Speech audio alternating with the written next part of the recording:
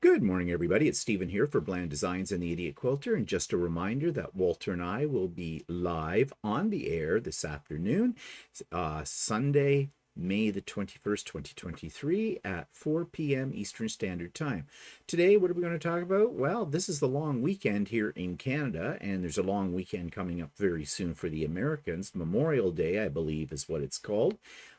So we're going to talk a little bit about what people traditionally do on these long weekends that are the unofficial start to summertime, and what we've been up to as well this weekend. We did have a pop-up sew day, so we're going to talk a little bit about that.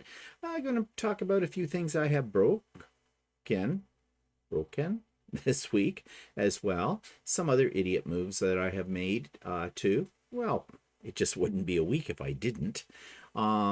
And I don't know, some other things to talk about too. Who knows what way the winds will blow when it comes to what we may talk about. So I hope you'll be able to join us today at 4 p.m. Eastern Standard Time, Sunday, May the 21st, 2023.